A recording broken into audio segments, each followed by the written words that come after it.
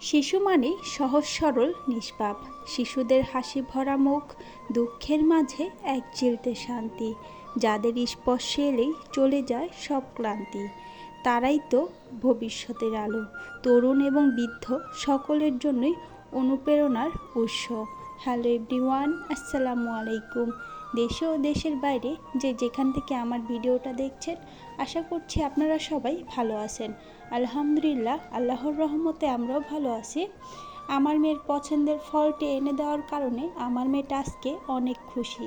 তার এই ফলটা অনেক পছন্দ, আর এখন পর্যন্ত এই ফলটা আমার ছেলেকেও ট্রাই করানো হয়নি। তাকে আজকে এই প্রথমবার এই ফলটা খেতে দেব, দেখব সে পছন্দ করে কি না। সকালবেলা ঘুম থেকে উঠে মেয়েকে স্কুলে দিয়ে বাসায় এসে কাজ করে নিয়েছি। আবার ছুটির সময় যখন হয়ে গেছিল তখন গিয়ে মেয়েকে বাসায় নিয়ে এসেছি। আমার ছেলেটা ঘুমাচ্ছিল আর মেয়েকে তার সকালের খাবার খেতে দিয়ে দিলাম। আমার মেয়েটা নাস্তা খাচ্ছিল, অন্যদিকে আমি রান্নাঘরে গিয়ে রান্নাটা করে নিচ্ছিলাম। চুলায় ভাত বসিয়ে অন্য কাজ করে নিয়েছি। ভাতটা রান্না করা হয়ে যাওয়ার পর এখানে আমি ভাজি আর তরকারিটা রান্না করে নিয়েছি। রান্নাঘরের রান্নাসহ সকল ধরনের কাজ শেষ করে নেওয়ার পর ছেলে মেয়েকে দুপুরে গোসল করিয়ে দিয়েছি। তাদের গোসল করিয়ে এখন আমি তাদের খাবারটা খাইয়ে দেব। তারা গোসল করে দুই ভাই বোন বসে খেলা করছিল। ড্রয়ার খুলে আমার মেয়ের জামা কাপড় যখন আমি বের করছিলাম তখনই আমার ছেলেটা এখানে উঠে বসে পড়ল। তাকে এখান থেকে কিছুতেই নামানো যাচ্ছিল না। আর এমনিতেই আমার ছেলেটা অনেকটাই দুষ্টু, সে এক জায়গায় বেশিক্ষণ থাকে না। কিন্তু এই ড্রয়ারটার ভিতরে সে অনেকক্ষণ যাবৎ বসে খেলা করছিল, তাই তাকে আমি এখান থেকে নামাইনি, সে এখানেই বসেছিল। আমি তাদের খাবার রেডি করছিলাম। আমার ছেলের দেখা দেখি আমার মেয়েটাও ওখানে গিয়ে বসে পড়ল। তারা দুই ভাই বোন এখানে বসে খেলা করছিল, তাই তাদেরকে কিছুক্ষণ এখানে খেলতে দিলাম। তাদের খাবারটা একটু পরেই খাওয়াবো, তারা আগে খেলা করে নিক, নয়তো তাদের বিরক্ত করলে আবার কান্নাকাটি শুরু করে দেবে। তারা এইভাবে খেলা করছিল আর আমি তাদের পাশে বসে অপেক্ষা করতে লাগলাম তাদের খেলা কখন শেষ হবে। আমার ছেলেটা কিছুক্ষণ আগে মাথায় ব্যথা পেয়েছিল, তাই সে তার মাথা দেখাচ্ছিল। তাদের খেলা যখন শেষ হয়ে গেল তাদেরকে খেতে দিয়ে দিলাম। আমার মেয়েটা এখন যেহেতু ভাত খাবে, আমার মেয়ের দেখা দেখি আমার ছেলেও যাতে হাত দিয়ে ধুয়ে একটু ভাত মুখে দেয়, সেজন্য আমি তার বোনের সাথে তাকেও বাটিতে করে অল্প কয়েকটা ভাত দিয়েছিলাম। ভাত খেতে বসে সে যে কী করলো, আমাদেরকে দেখে ভাত মাখিয়ে খেতে, তাই তার হাত দিয়ে ভাতটাকে মাখাচ্ছিল। ভাত বিছানায় ফেলে দেবে, তাই আমি অন্য একটা টুকরো কাপড় বিছিয়ে সেটার উপর তাকে বসিয়েছিলাম। মনে হয় না সে ভাত খেয়েছে, মনে হচ্ছিল সে ভাত বিছানার উপর ছিটিয়ে ছিটিয়ে রেখেছে। এই যে সে খাওয়া দাওয়া শেষ করে তার বাটি এখানে রেখে চলে গেছে জানলা দিয়ে বাইরের পাতা দেখতে। সে পাতা অনেক পছন্দ করে। আমার বারান্দায় কিছু গাছ আছে, সে গিয়ে পাতাগুলো ছিঁড়ে ছিঁড়ে ঘরে নিয়ে আসে। এই যে ভাত খাওয়া শেষ করে সে পানির গ্লাস নিয়ে খেলা করছিল। আমার মেয়েকে খাওয়ার জন্য গ্লাসে পানি দিয়েছিলাম, সেই পানিটা সে ঢেলে ফেলে দিয়েছে। ফেলে দেওয়ার পর খালি গ্লাসটা নিয়েই দুষ্টামি করছিল। এই যে তাদের খাওয়া দাওয়া শেষ, বিকেল হয়ে গেছে, আমার ছেলেটা ঘুমাচ্ছিল।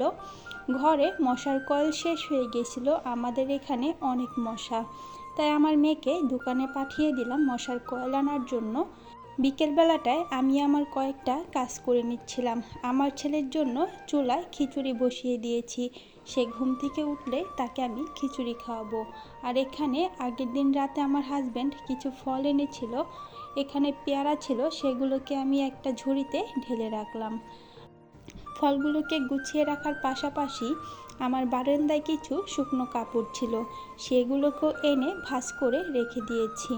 আমার মেয়েটাও দোকান থেকে চলে এসেছিল, সে তার জন্য খাবার কিনে নিয়ে এসেছিল, সেটাই খাবে। আর কিছুক্ষণ আগে সে ফ্রিজ থেকে ড্রাগন ফল বের করে খেয়েছিল, সেটারই রস দিয়ে সে তার জামাটা নষ্ট করে ফেলেছিল। তারপর চলে আসলাম বারান্দায়। কয়েকদিন বৃষ্টি হওয়ার কারণে এই জায়গাটায় আবারও পানি জমে গেছে। কিছুদিন আগেও পানিটা প্রায় শুকিয়ে গিয়েছিল।